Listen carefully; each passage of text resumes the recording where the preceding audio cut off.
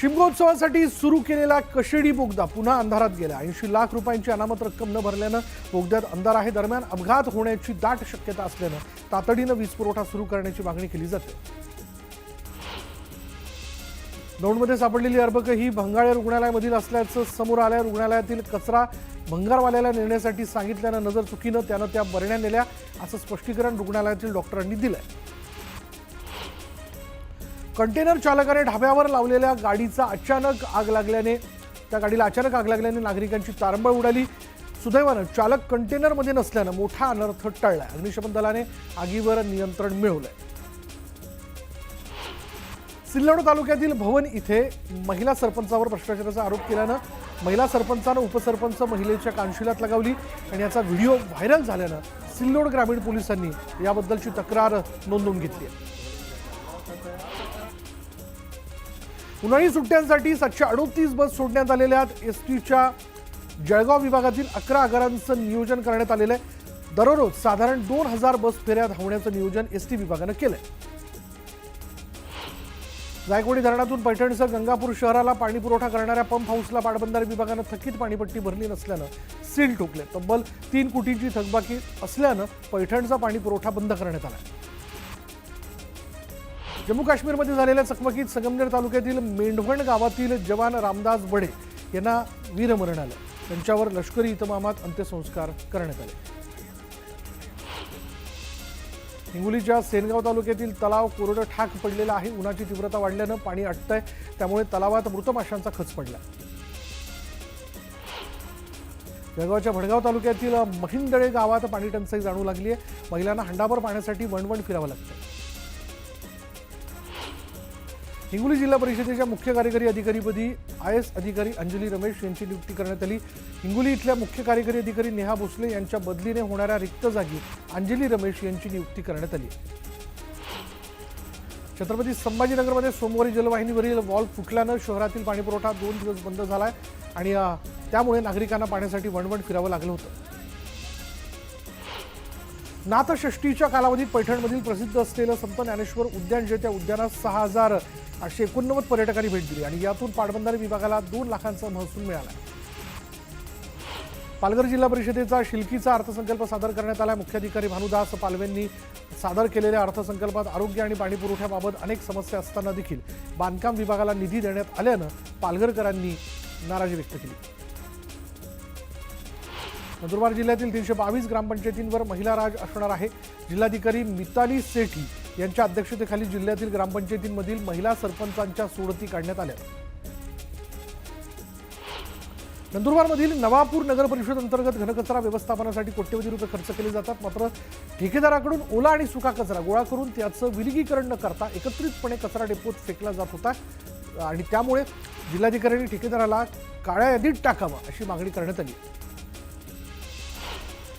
साताऱ्यामधील सदर बाजार परिसरातील म्हाडा कॉलनीमध्ये भटक्या कुत्र्यांच्या टोळक्याने चिमुकलीवर अचानक हल्ला केला आणि या हल्ल्यात मुलगी गंभीर जखमी झाली। त्यामुळे संतप्त नागरिकांनी मुख्याधिकाऱ्यांना निवेदन देत भटक्या कुत्र्यांचा बंदोबस्त करण्याची मागणी केली। वादळी वाऱ्यासह झालेल्या मुसळधार पावसामुळे कराड पाटण तालुक्यात अनेक ठिकाणी शेतीचं मोठ्या प्रमाणात नुकसान झालंय। गहू आणि ज्वारी पिकांचं नुकसान झाल्यानं शेतकरी आर्थिक संकटात सापडले। रमजान ईद जवळ आल्यामुळे मुस्लिम बांधव ईद साजरी करण्यासाठी तयारी करू लागलेत। मालेगावमधील सर्व बाजारपेठा ईदसाठी सजल्यात। सर्वच वस्तूंच्या किमतीत 15 ते 20% वाढ झाल्यानं नागरिकांना महागाईचा सामना करावा लागतो। यातल्या इतरही घडामोडी अगदी झटपट सुरुवात करूयात। कोल्हापूर जिल्ह्यातील आदमापूर इथे बाळूमामांचा भंडारा मोठ्या उत्साहात पार पडला। दरवर्षी भागवत एकादशीला बाळूमामांचा भंडारा सोहळा पार पडतो आणि या सोहळ्यात मोठ्या संख्येने बाळूमामांचे भक्त उपस्थित राहून भंडाऱ्याची उधळण करतात। यंदा पार पडलेल्या भंडारा सोहळ्यामध्ये भाविकांनी मोठी गर्दी केली होती। भंडाऱ्याची उधळण करत बाळूमामांच्या पालखीचं दर्शन घेण्याकरता भाविक आदमापुरात दाखल झाले होते। हिंगोलीमध्ये कृषी विभागाच्या वतीने एकदिवसीय पौष्टिक तृणधान्य महोत्सवाचं आयोजन करण्यात आलं होतं आणि या महोत्सवाच्या माध्यमातून शेतकऱ्यांना आणि नागरिकांना तृणधान्याचं आहारातील महत्त्व काय आहे हे समजावून सांगण्यात आलं। सोलापुरात महावितरणच्या स्मार्ट प्रीपेड मीटरला C2 संघटनेनं विरोध केला आणि या मीटर विरोधात अर्ज संकलित करण्याची मोहीम संघटनेनं हाती घेतली। तर येत्या 24 एप्रिल रोजी महावितरणच्या कार्यालयावर मोर्चा काढला जाणार आहे।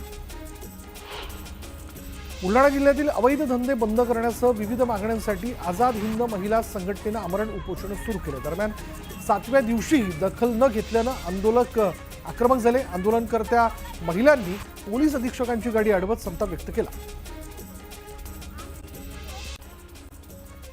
ईद, गुढीपाडव्यासह आगामी सर्व सणांमध्ये शांतता राखण्याबाबत आणि कायदा सुव्यवस्था कायम ठेवण्याकरता मालेगावमध्ये पोलिसांची बैठक पार पडली. यावेळी कायदा हाती घेत गडबड करणाऱ्यांची गय करणार नाही असा थेट इशारा विशेष पोलीस महानिरीक्षकांनी यावेळी दिला. धुळ्याच्या फागणे शिवारात लांडग्याच्या कळपाने हल्ला करत 16 शेळ्या फस्त केल्यात आणि यामुळे शेतकऱ्यांचं मोठं नुकसान झालं. दरम्यान वन विभागाने लांडग्याचा बंदोबस्त करावा अशी मागणी जी ती वन विभागाने केली आहे. आंबेगाव तालुक्यातील टाकेवाडी गावात बिबट्यानं संरक्षक भिंतीवरनं उडी मारत 6 कोंबड्या फस्त केल्यात.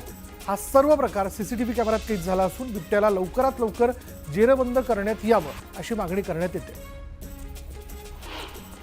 वर्सोव्यात एका दुकानात मराठीच्या मुद्द्यावरनं कर्मचारी आणि ग्राहकांमध्ये वाद झाला. व्हायरल व्हिडिओची मनसेने दखल घेतली. मनसैनिकांच्या दणक्यानंतर कर्मचारी अखेर वटणीवर आला. अमरावतीच्या नांदगाव खंडेश्वर तालुक्यात वनप्राण्यांच्या हैदोसामुळे शेतकरी हैराण झालेत. प्राण्यांनी पिकांचं नुकसान केलं. आम्हाला नुकसान भरपाई द्या अन्यथा आंदोलन करू असा इशारा शेतकऱ्यांनी दिला. संत ज्ञानेश्वर महाराजांच्या समाधी मंदिरात पापमोचनी एकादशी निमित्त विविध रंगी आकर्षक फुलांची सजावट करण्यात आली. समाधी मंदिरात दर्शन घेण्याकरता भाविकांनी गर्दी केली.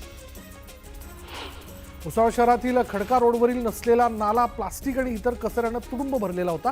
हे सर्व घाण पाणी रस्त्यावर आणि नागरिकांच्या घरी आल्यानं नागरिकांनी संताप व्यक्त केला. त्यानंतर पालिकेतर्फे नाले सफाईला सुरुवात करण्यात आली.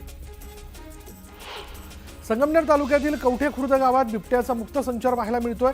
शाळेच्या आवारात बिबट्या फिरताना दिसल्यानं दहशत वाढली आणि बिबट्याला तात्काळ जेरबंद करण्यात यावं अशी मागणी ग्रामस्थांनी केली. धुळे कृषी उत्पन्न बाजार समितीमध्ये लाल मिरचीची मोठ्या प्रमाणात आवक झालेली आहे. सद्यस्थितीत 150 ते 350 रुपये प्रति किलो दराने मिरचीची विक्री सुरू आहे आणि मिरची खरेदी करण्यासाठी गृहिणींची गर्दी पाहायला मिळते. गेल्या 3 दिवसांपासून छत्रपती संभाजीनगरमधील तापमानात वाढ होते आणि सध्या तापमान 39.2 अंशांवरती असून पुढील 3 दिवसात तापमान 40 अंशांवर पोहोचण्याची शक्यता आहे. संगमेश्वर तालुक्यातील काही ठिकाणी अवकाळी पाऊस कोसळला आणि या पावसामुळे आंबा आणि काजूचं पीक धोक्यात आलं. त्यामुळे शेतकरी वर्गात चिंतेचं वातावरण पसरलंय. सांगली जिल्ह्यात झालेल्या वादळी वाऱ्यासह अवकाळी पावसामुळे शेतीचं मोठ्या प्रमाणात नुकसान झालं. सर्वाधिक नुकसान हे द्राक्ष बागेचं झालं. लाखोंचं नुकसान झाल्यानं शेतकरी हवालदिल झाला. मार्च एंडसोबत गुढीपाडवा आणि रमजान ईदच्या पार्श्वभूमीवर लासलगाव, मनमाडसह नाशिक जिल्ह्यातील बहुतांश बाजार समित्या 5 दिवस बंद राहणार आहेत आणि त्यामुळे 5 दिवसांनी बाजार समित्या सुरू होताच कांद्याची मोठ्या प्रमाणात आवक होऊन भाव कोसळण्याची भीती शेतकऱ्यांनी व्यक्त केली. पुण्यातील ससून रुग्णालयातून संतोष साठे या आरोपीने पलायन केलं. छातीत दुखू लागल्यानं या आरोपीला ससून रुग्णालयात उपचाराकरता दाखल करण्यात आलं होतं. विनयभंगाच्या गुन्ह्यात अटक करण्यात आलेला हा आरोपी ससूनमधून पसार झाला. पुण्याच्या भवानीपेठ क्षेत्रीय कार्यालयाचे उपअभियंता रजेवर असल्यामुळे नागरिकांची कामं आणि ठेकेदारांची बिलं रखडली आहेत. त्यामुळे उपअभियंता हरवलेत. त्यांना शोधून देणाऱ्यास 500 रुपये बक्षीस देऊ अशी पत्रकं ठेकेदारांकडून वाटण्यात आली. पुण्यात 2 अल्पवयीन सावत्र बहिणींवर अत्याचार करण्यात आला. 2 अल्पवयीन आरोपींनी हा अत्याचार केला असून दोघेही पीडित मुलीचे नातेवाईक आहेत. दरम्यान या प्रकरणी दोन्ही आरोपींना ताब्यात घेण्यात आले. पुण्याच्या केशवनगरमध्ये 3 दुकानांना भीषण आग लागली आणि या आगीत दुकानांमधील साहित्य जळून खाक झालं. दरम्यान अग्निशमन दलाने आगीवर नियंत्रण मिळवलं. कल्याण शिळी रोडवर सकाळपासूनच वाहतूक कोंडी झाली आणि ज्याचा फटका नागरिकांसह विद्यार्थ्यांना बसलाय. विद्यार्थ्यांना रस्ता पार करण्यासाठी 2 तास लागल्यानं दुपारी शाळेत येणाऱ्या मुलांना चक्क सुट्टी द्यावी लागली. परीक्षेच्या तोंडावर शाळा बुडत असल्यानं पालकांनी नाराजी व्यक्त केली. पुण्यातील वाहतूक कोंडी सोडवण्यासाठी वाहतूक शाखेकडून अनेक उपाययोजना राबवण्यात येत आहेत. मात्र पुणे विद्यापीठातील चौक पुन्हा वाहतूक कोंडीच्या विळख्यात अडकलाय. जवळपास रोजच वाहनांच्या लांबच लांब रांगा लागल्यानं नागरिक हैराण झाले. हिंगोलीमध्ये किळसवाडा प्रकार समोर आला. एक फळ विक्रेता सार्वजनिक ठिकाणी लघुशंका करत प्लास्टिकच्या पिशवीत भरताना दिसून येतोय आणि या घटनेचा व्हिडिओ व्हायरल झाला असून फळ विक्रेत्यावर गुन्हा दाखल करण्यात आला. मालवणमध्ये जुन्या बस स्थानक इमारतीच्या स्लॅबचं प्लास्टर डोक्यावर कोसळल्यानं एक महिला गंभीर जखमी झाली. इमारत जीर्ण झाल्यामुळे वारंवार अशा घटना घडत असल्याचा आरोप प्रवाशांनी केला. नवीन बस स्थानक अद्याप सुरू झालं नसल्यानं प्रवाशांनी तीव्र नाराजी व्यक्त केली. छत्रपती संभाजीनगरच्या नवाबपुऱ्यात एकावर गोळीबार करण्यात आला. जमीन खरेदी विक्री करणाऱ्या हसीब मोहम्मद या व्यावसायिकावर अज्ञात व्यक्तीने गोळीबार केला. पहिली गोळी दुचाकीला लागली तर दुसरी गोळी डोक्याजवळून गेली, त्यामुळे मोठा अनर्थ टळला. या प्रकरणी जिन्सी पोलीस ठाण्यात गुन्हा दाखल करण्यात आला. नाशिककडून येवल्याकडे भरधाव वेगाने जाणारा ट्रक थेट द्राक्ष बागेत घुसला. या अपघातात द्राक्षांची बाग उद्ध्वस्त झाल्यानं शेतकऱ्यांचं मोठं नुकसान झालं. अकोल्याच्या वाडेगावात एका अनियंत्रित ट्रकने शाळेच्या व्हॅनला धडक दिली. धडकेनंतर ट्रक एका झाडाला आदळला. या घटनेत 10 विद्यार्थी जखमी झाले तर 3 विद्यार्थी गंभीर जखमी आहेत. इंदापूर पोलिसांनी शेळ्या चोरणाऱ्या टोळीच्या मुसक्या आवळल्यात. या टोळीने 8.5 लाख रुपये किमतीच्या 83 शेळ्या चोरून नेल्या होत्या. दरम्यान या टोळीकडून आणखी काही गुन्हे उघड होण्याची शक्यता. सुरगाणा इथले गट विकास अधिकारी लाच घेताना एसीबीच्या जाळ्यात अडकले. 2,10,000 स्वीकारताना एसीबीने अधिकारी रमेश पोद्दार यांना रंगेहात पकडलं. मेळघाटात हातरुण रुग्णालयातील डॉक्टरसह 4 निलंबित करण्यात आलं. आरोग्यमंत्र्यांच्या दौऱ्यादरम्यान कामचुकारपणा करणं अंगलट आलं.